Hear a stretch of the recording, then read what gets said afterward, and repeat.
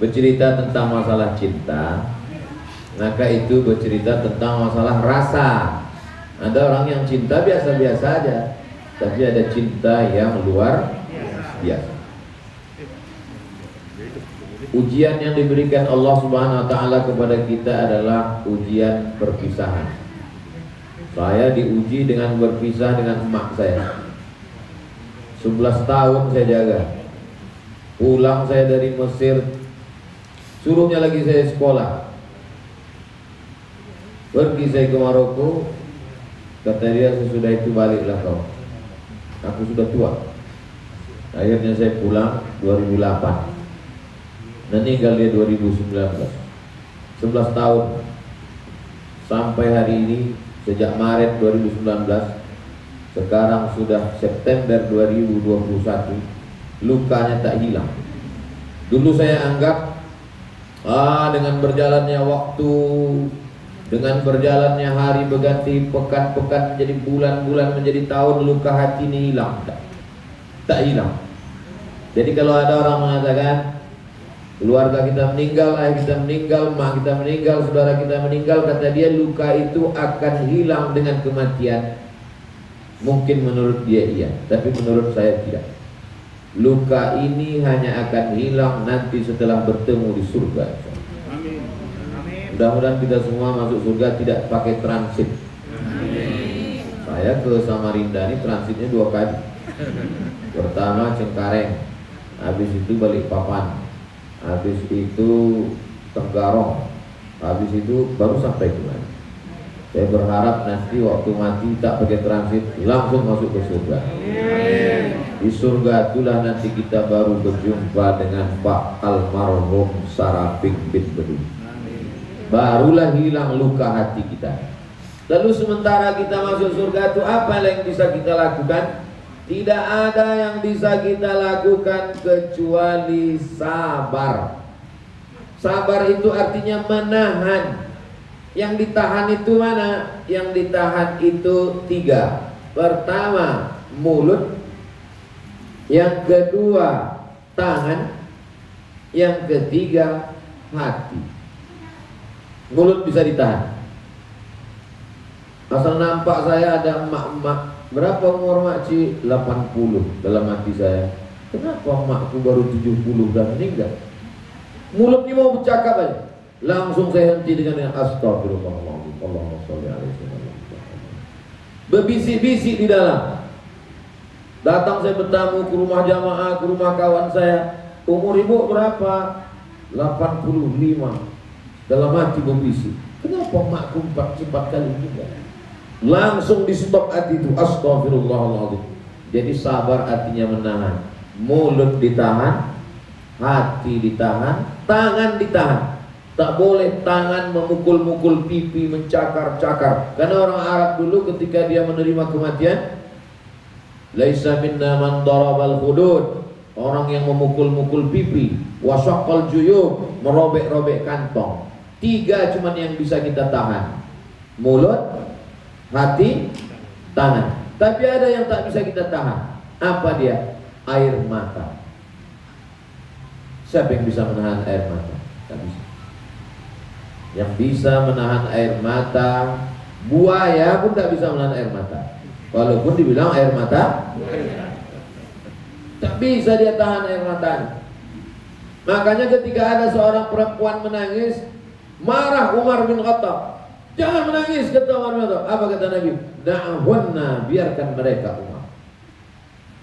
Ketika anak Nabi meninggal namanya Ibrahim, menangis Nabi, keluar air matanya.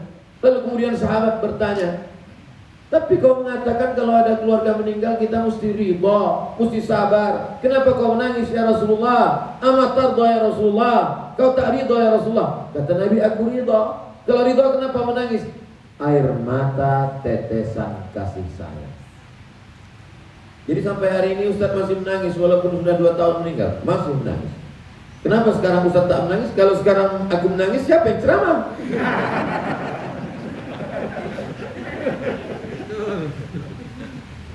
Kalender di dinding rumah ibu bapak 2000 berapa sekarang? 2021. Tapi kalender di rumah emak saya masih tetap 2019. Mesin jahitnya tak boleh digeser. Tempat duduknya tetap di situ. Rehal Quran yang dulu saya belikan, Quran besar karena mata dia payah nengok. Setelah saya belikan Quran sebesar pintu, hebat Quran kau ini, mantap loh. Masih ada. Jadi kalau saya rindu, datang saya ke rumah itu, saya bentang sajadah di tempat dia sholat, saya buka Qurannya, saya cium mukenanya, lapang hati saya. Disitulah saya melepaskan segala kerinduan saya. Dan tadi malam tak ada angin, tak ada hujan. Terbangun saya jam 2. Awal terbangunnya itu rasanya saya sedang berada di kota Makkah. Saya tengok ada batu cincin. Saya ambil batu cincin itu. Setelah saya ambil batu cincin itu, saya pun pergi ke Masjidil Haram. Saya pergi ke tempat sholat imam itu. Tidak bisa saya sholat di situ karena tertutup kain putih dan dikasih tanda tak boleh, tanda kali tak boleh sholat di situ. Saya pun pergi. Saya pergi keluar Masjidil Haram, nampak saya emak saya di situ. Di dalam mimpi itu saya terpikir, emakku kan udah meninggal, kok hidup jadi Makkah ini. Akhirnya saya datangi, pas mau saya salami, nampak saya wajahnya jelas, cuman jauh lebih muda. Waktu dia meninggal umurnya 71. Di dalam mimpi itu muda, kulitnya tak berkerut, tapi saya tahu itu mak saya. Begitu udah saya dekati, terbangun, saya tengok jam 2 lewat. Pergi saya ke toilet. Sebelum ke toilet itu nampak saya makan semangka. Nah, habis itu saya berwudu, saya sholat, saya berdoa. Apalah arti mimpi berjumpa mak malam? Jarang-jarang mimpi ini. Kadang bisa dihitung, cuma selama sejak meninggal baru 3 kali saya mimpi. Yang tadi malam, kenapa lah mimpi ketemu mak? Tadi barulah saya dapat arti mimpi itu. Ada orang ngasih saya cincin, patut mimpi dapat batu. Saya habis sholat subuh tadi. Oh, itu artinya. Terus kenapa ketemu dengan mak saya? Rupanya tadi dikasih tahu, Ustaz, ceramah ini tentang emak kami. Oh, itu artinya rupanya ceramah. Ada orang di rumah ini yang sangat sayang dengan emaknya. Allah Ta'ala ingin menegur saya. Seakan-akan Allah mau ngasih tahu, mau pikir kau aja yang sayang. Ada orang lain lebih sayang dari kau. Jadi sabar ini ngomongnya aja. Jadi kalau ada orang mengatakan, marilah kita bersabar, itu kan karena kau yang tak kena. Kalau kena, mungkin lebih parah pula lagi. Tapi saya berusaha. Yang 3 itu saya tahan sampai hari ini.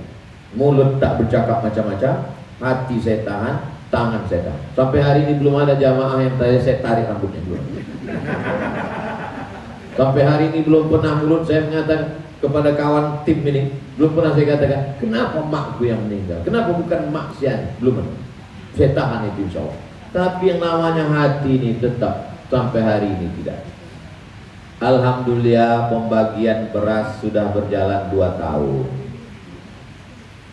Kawan-kawannya dulu yang sama-sama marhaban, berzanji, solawatan, saya cari.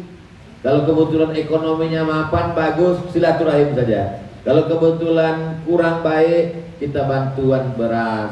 Sampai hari ini 1 bulan 200 paket. Isinya beras, minyak, gula, mie, dan sembako lain sebagainya. Untuk apa? Untuk mengobati hati kita ini. Kalau vaksin itu untuk menguatkan imun, membuat kita menjadi super kuat supaya kita selamat, kata dokter. Tapi dokter yang udah suntik pun kena juga. Artinya apa? Tidak ada orang yang kebal. Lalu bagaimana dengan sakit hati kita ini? Apa obatnya? Sakit hati ini obatnya yang pertama adalah ridho. Apa nama obatnya? Ridho. Ada orang mengatakan ikhlas. Selalu tuh saya tonton di TV. Ya udahlah, kita ikhlaskan aja. Ikhlas itu sholat ikhlas karena Allah, sedekah ikhlas karena Allah, itu ikhlas. Kalau menerima takdir Allah, yang tepat itu bukan ikhlas, tapi ridho. Tapi kan udah terlanjur ikhlas, ya udahlah teruskan aja tak apa. Itu namanya terlanjur ikhlas. Ada amal yang lebih hebat daripada jihad, lebih hebat daripada baca Quran, lebih hebat daripada haji, lebih hebat daripada bangun masjid. Bangun masjid duit keluar, jihad darah keluar, melahirkan anak mati taruhannya. Tapi ini amal nih lebih hebat dari segalanya. Apa itu? Ridha menerima takdir Allah Subhanahu wa ta'ala. Inilah yang paling berat. Saya sampai hari ini belum sanggup. Ustaz belum sanggup menerima takdir Allah, belum. Kematian mak saya itu sampai ini belum puas saya membawa dia jalan-jalan. Kenapa dulu aku tak liburan seminggu? Kenapa tak aku bawa dia umrah setahun 2 kali? Kenapa? Selalu. Jadi sampai hari ini saya belum ridha. Terus kalau belum ridha, kenapa Ustaz ceramah? Aku cerita aja, menceritakan tentang apa yang ada dalam hati belum. Jadi kalau ada orang mengatakan marilah kita ridha menerima takdir Allah, menceramahkannya yang mudah, menggerakkan lidah yang mudah, tapi menerima takdir Allah itu berat luar biasa. Padahal saya yang berceramah. Takdir sudah dituliskan di Lauhil Mahfuz 50.000 tahun sebelum Allah menciptakan langit dan bumi. Sebelum ada langit, sebelum ada bumi, sebelum ada manusia, Allah sudah menulis takdir. 50.000 tahun Allah sudah menuliskan takdir bahwa kau Abdul Somad akan kehilangan ibumu di saat usiamu 42 tahun. Walaupun jamaah banyak yang menduga saya 24 tahun. Hah? Kalau 17 itu periksa mata dulu. Tapi tak bisa. Saya sebagai hamba Allah yang dhaif, yang lemah, kalau berceramah di tengah lapang menggelegar, berani Ustaz ceramah di tengah stadion 200.000 orang, di depan menteri, depan pejabat, depan gubernur, berani insya Allah. Tapi menerima takdir Allah ini berat. Sampai hari ini sudah 2 tahun sekian bulan baru berusaha menuju ridho. Beban ini berat, tapi insya Allah kalau kita bagi bersama, ringan beban sama dipikul insya Allah. Doakan saya supaya saya ridho menerima takdir Allah. Selama ini ibu berdoa, ya Allah lancarkan rezeki suamiku supaya aku bisa beli tas kulit, supaya bisa ganti gelang baru, rantai baru. Selipkan doa, jadikan Abdul Somad Ustadz kami itu bisa ridho menerima takdirmu ya Allah. Takdir kehilangan seorang ibu itu luar biasa. Aku meninggal aku biasa aja kata dia. Gak sama bro. Mungkin kau sekedar jumpa, habis itu dititipkannya kau ke kaleng susu. Ibuku tidak begitu. Disekolahkannya saya, dibawakannya ke pesantren guru mengaji, dimasakkannya pulut kuning, dikasihnya pakai kelapa coklat di atas, diserahkannya ke guru mengaji. Sampai ketika usianya 70 saya bilang, "Ma, aku mau S3 ke Sudan. Nanti kalau aku ke Sudan ini, mak tinggal sendirian di rumah ini. Saya mau ngetes aja sebetulnya, mana mungkin saya tinggalkan dia sendiri. Nanti aku di Sudan selama setahun, 2 tahun baru pulang." Apa kata dia? "Pergilah kau, yang penting kau mesti doktor." Begitu. Padahal dulu waktu di Maroko dibilangnya, "Pulanglah kau, tak ada gunanya kau doktor kalau aku almarhumah." Rupanya setelah 10 tahun serumah, kuat hatinya, disuruhnya lagi saya kuliah. Itulah yang memberikan saya semangat sehingga saya selesaikan kuliah itu. Padahal saya sudah down. Jadi kenapa kita bisa ridho? Di antaranya adalah kalau berkumpul dengan orang soleh-soleh. Saya yakin dan percaya, saya sampai hari ini bisa hidup, bisa sehat, itu semua adalah karena doa jamaah. Karena ketika beliau meninggal itu rasa saya dunia ini udah kiamat udah. Tak sanggup saya lagi. Pernah saya diundang ceramah pertama kali, saya bilang ke panitia, saya tidak berani membatalkan tausiah ini karena sudah janji. Jamaah sudah datang ribuan orang, tak mungkin saya tak datang. Tapi nanti kalau aku tiba-tiba tak keluar suara dari mulutku, kalian, aku minta maaf, karena aku tak jamin aku bisa menghadapi hidup ini lagi. Rupanya Allah berikan kekuatan. Akhirnya jamaah pun mengirimkan doa. Doanya tak tanggung-tanggung. 1 Instagram isi doanya, amin amin amin amin amin amin amin amin amin amin. Yang pertama yang membuat kita ridho adalah doa orang. Makanya hari ini yang datang ini adalah orang-orang yang mendoakan Abdul Somad, mendoakan Ibunda Ummil Hasanah. Nama kami lah yang paling sering disebut di rumah-rumah orang. Qul huwallahu ahad, Allahus. Habis itu mereka berdoa, Rabbana atina fid dunya hasanah. Kami berdua ya. Mana disebut orang Pak Wakil Wali Kota? Beliau waktu pilkada aja. Tapi kalau acara di rumah orang, nama saya dulu, apa nama ibu? Yang saya bicarakan ini betul apa tak betul? Didoakan orang kami, didoakan orang.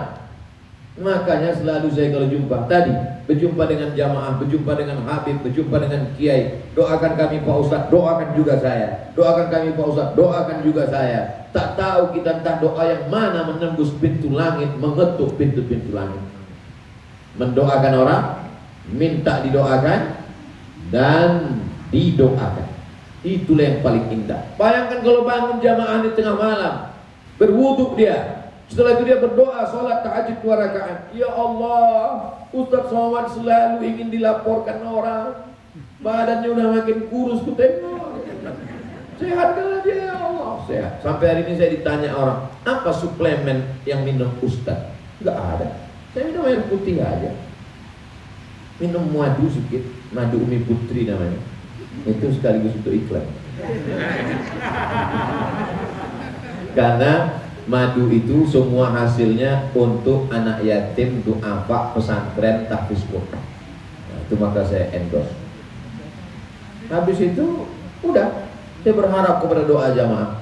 Yang pertama yang membuat kita ridho adalah doa. Doa kita sendiri, doa jamaah, doa ustadz, doa habib, doa kiai. Maka jangan pernah bosan minta doakan. Sampai hari ini Abdul Somad tetap minta doa.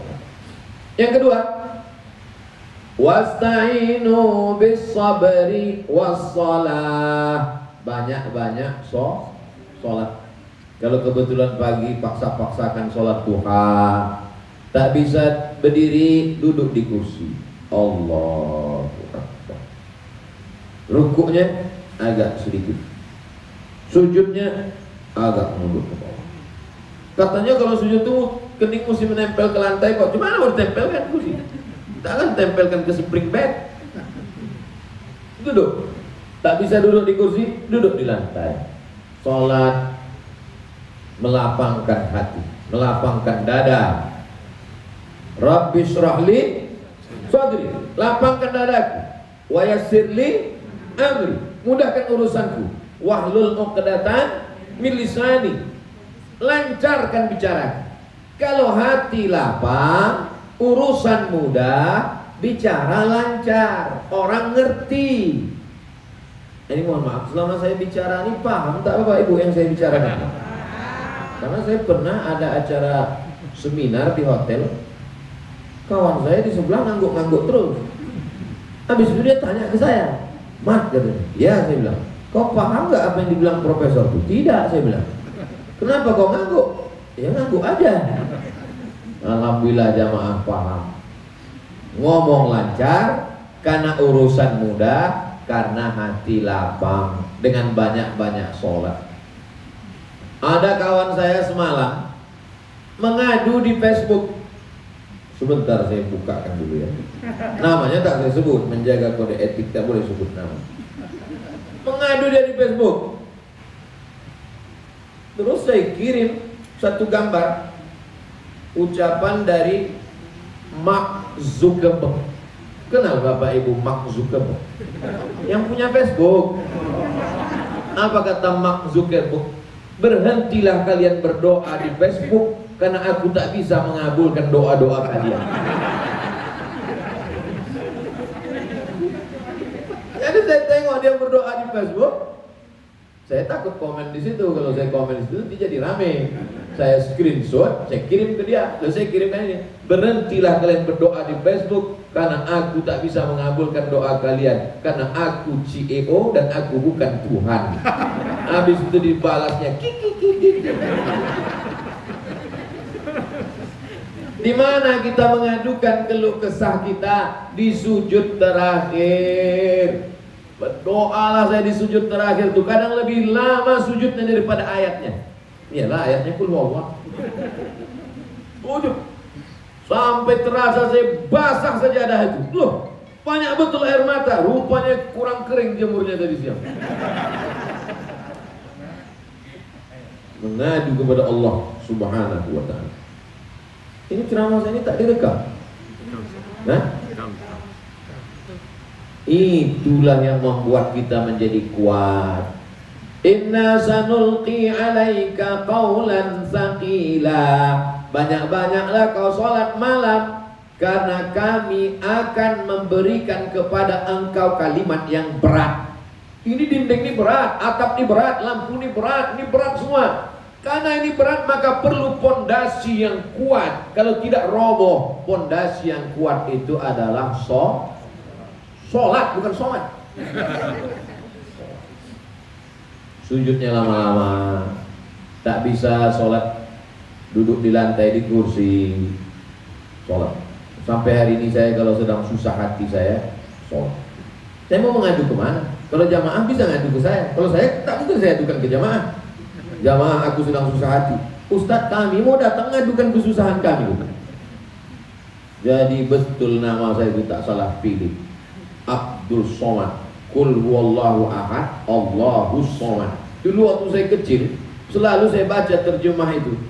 Katakanlah Allah itu esa, Allah tempat bergantung. Saya tanya, mak, Allah tempat bergantung itu apa maksudnya? Pokok kayu itu apa?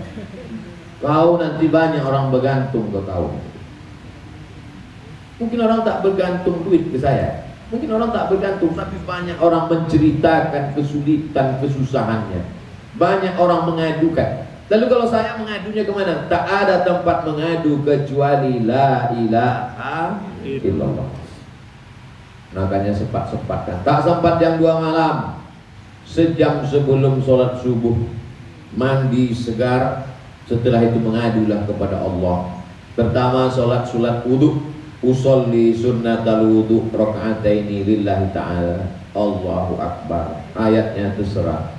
Habis sholat sunat wudu, sholat sunat taubat, usolli sunnatat taubat rakaataini lillahi ta'ala. Di sujud terakhir itu mengadu kepada Allah. Ustadz kan sekolahnya di Arab. Oh ya, di Mesir Arab, di Maroko Arab, di Sudan Arab. Tapi sampai hari ini kalau saya mengadu tetap pakai bahasa Melayu. Ya Allah, aku sedang susah hati ya Allah. Tapi tak saya ucapkan dalam hati, karena kalau diucapkan pakai bahasa Melayu batal sholat. Tapi ketika sendiri tengah malam, kalau ketika ada jamaah, dah. Karena kalau di tengah jamaah, ya Allah aku sedang susah hati ya Allah. Ditanya jamaah, masalah apa Pak Ustaz? Minta kepada Allah Subhanahu wa ta'ala. Idza sta'anta fasta'in billah. Kalau bumi ini, makhluk yang ada di atas tanah ini sudah tak ada satupun lagi yang mau mendengar engkau, maka berbisiklah ke tanah.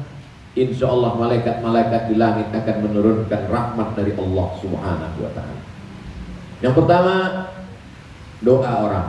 Yang kedua, sholat. Yang ketiga, melepaskan kesulitan orang lain.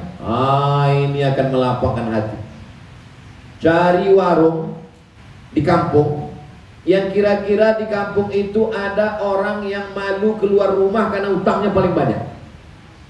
Assalamualaikum Pak tukang warung. Ya, siapa kira-kira di kampung ini yang malu keluar rumah karena utangnya banyak, sudah tak datang lagi kemari beli beras? Kata Pak tukang warung, hampir semuanya udah begitu. Karena PPKM. Tapi tentu tidak semua. Kita cari yang orangnya sholat, yang orangnya soleh, yang orangnya baik, yang orangnya santun. Kita bayarkan utangnya tanpa dia tahu. Sehingga nanti ketika dia datang bawa uang mau bayar utang, Assalamualaikum Pak Warung, ya alhamdulillah saya sudah ada duit mau bayar utang. Apa kata yang tukang warung? Utangmu sudah dibayarkan kemarin, ada orang kemari saya tak tahu. Saat itu dia berdoa, disitulah rahmat Allah Subhanahu wa ta'ala turun. Kemarin waktu dari Pekanbaru rambut saya ini panjang. Lalu kemudian saya minta carikan tukang pangkas sama Ustaz Atta. Tolong carikan tukang pangkas yang tempat pangkasnya paling jelek. Kelilinglah kami di Balikpapan. Rupanya di Balikpapan itu tukang pangkas sudah pakai AC semua. Barber shop, pakai AC cantik. Hampir setengah jam keliling tak dapat. Akhirnya dapatlah tukang pangkas kayu, tidak pakai AC. Kelihatannya abang ini sudah lama tak dapat pelanggan karena duduknya santai. Pasrah. Pasrah tapi tak rela. Masuk kami ke dalam pangkas, Uya pun terkejut. Ditanya sama Ustaz Atta, kenal abang sama ini? Macam-macam kenal, tapi saya takut salah nanti malu, kata dia. Masya Allah, diiklankan di Instagram. Sampai hari ini kita cek dulu ya berapa komen orang sudah.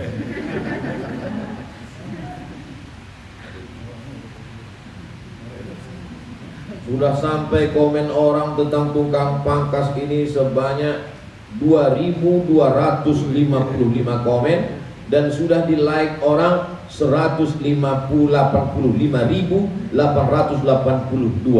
Jangan lupa tetap ikuti, like dan share. Sekalian iklan. Cara supaya hati kita lapang adalah cari orang paling susah, terlilit utang, tidak makan, kesulitan, tolong dia. Kalau bisa dia jangan sampai tahu. Maka dia berdoa kepada Allah. Mungkin doa dia untuk diri dia tak terkabul, tapi doa dia di saat hatinya lapang. Idkhalus surur fi qulubil mu'minin, memasukkan ketenangan ke dalam hati orang yang beriman. Yang pertama doa, yang kedua perbanyak sholat sunat, yang ketiga lepaskan. Mana dalilnya? Man yassara an mu'sirin, siapa yang melepaskan kesusahan orang, maka Allah lepaskan pula dia dari kesusahan. Kesusahan kita bukan masalah duit, kesusahan kita bukan masalah keluarga, kesusahan kita adalah kesusahan karena hati dan lain sebagainya. Yang Ustaz ceritakan ini apa? Tentang diriku sendiri, tentang keadaan saya setelah ditinggal almarhumah ibu saya. Begitulah cara saya menjalani. Berdoa, minta doa, didoakan, sudah. Sholat, minta pagi, malam, doa, tahajud, witir, sudah. Melepaskan orang sesuai kemampuan kita dari kesulitan, sudah. Apalagi yang perlu kita lakukan? Memperbanyak zikir. Karena Allah berjanji, ala bizikrillahi tatmainnul qulub. Dengan banyak berzikir hati menjadi tenang.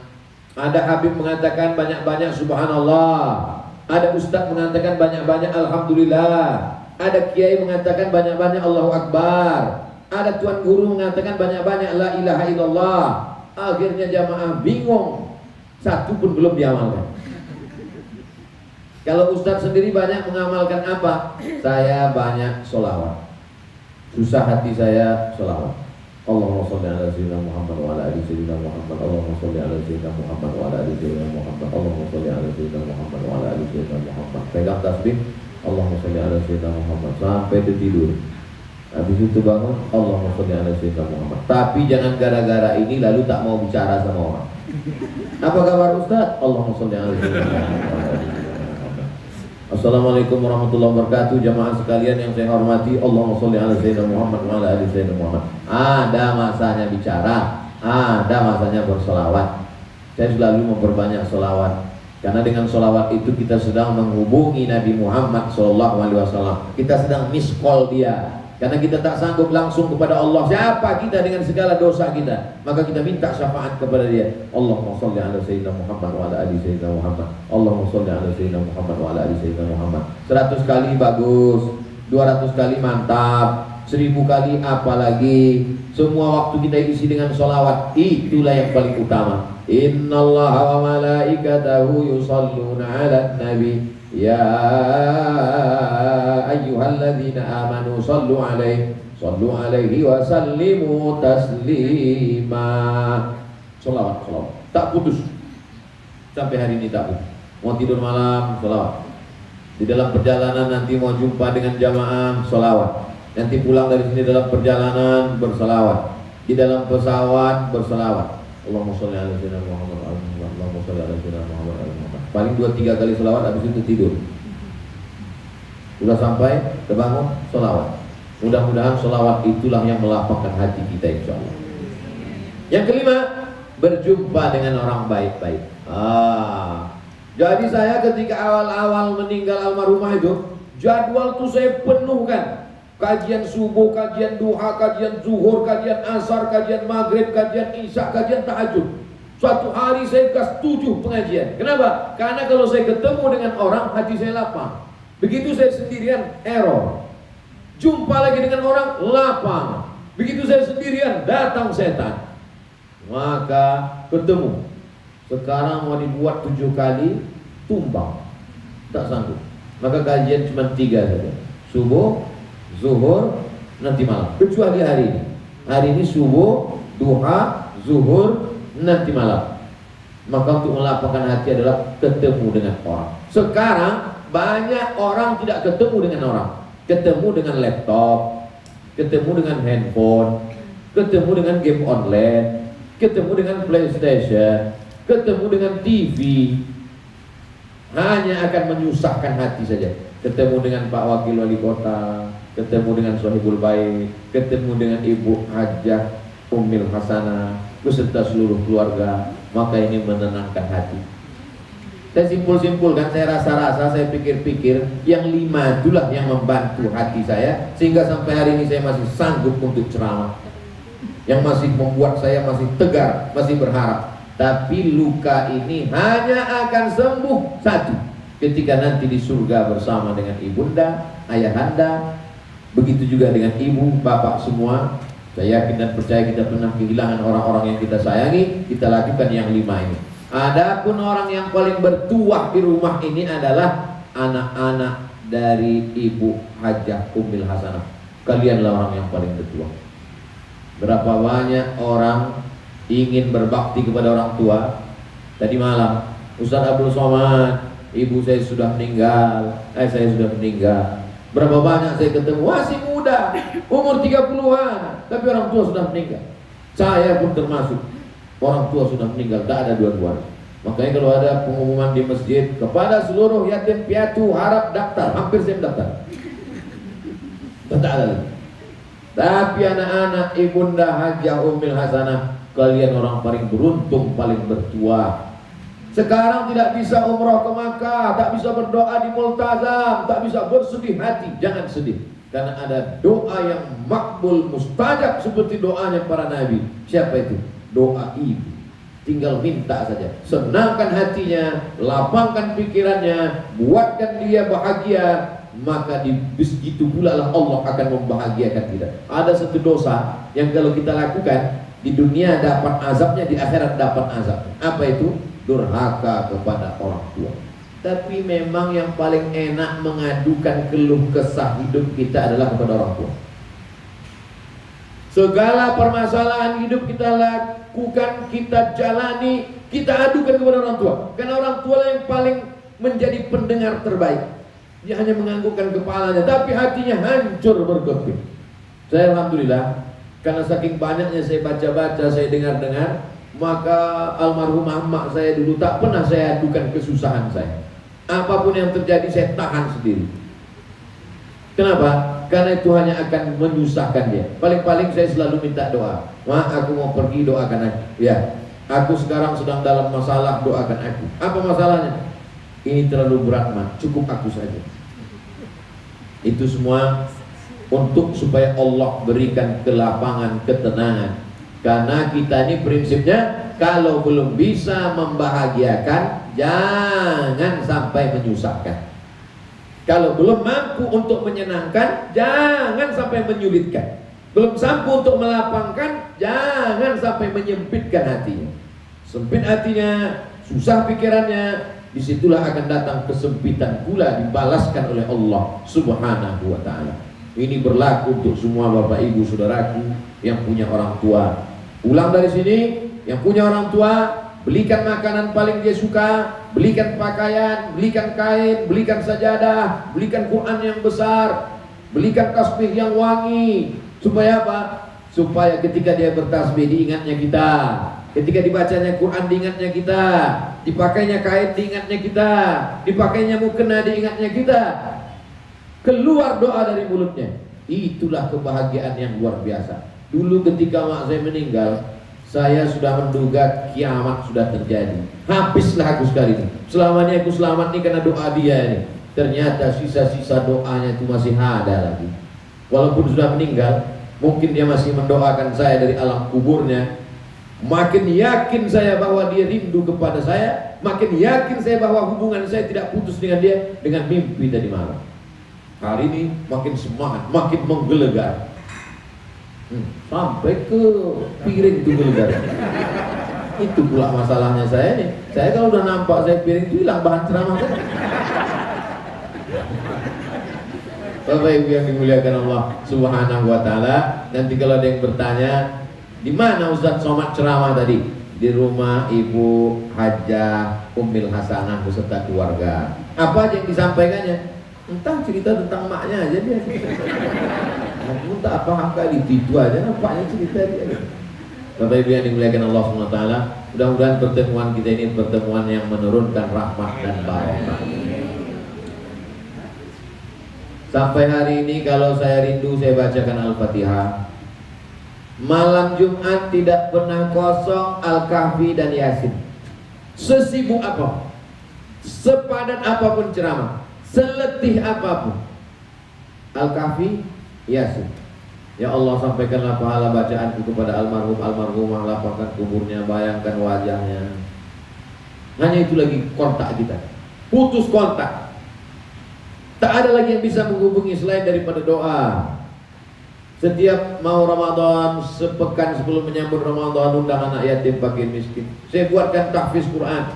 Saya buatkan yayasan atas nama dia. Yayasan Almarhumah Hajah Rohana. Tahfiz Quran 27 orang diterima tahun ini, gratis semuanya. Lillahi ta'ala, untuk supaya sampailah hendaknya pahalanya kepada dia. Semua itu dilakukan hanya untuk supaya mengobati hati yang luka. Kalau kaca jatuh ke lantai masih bisa lagi kita rekat.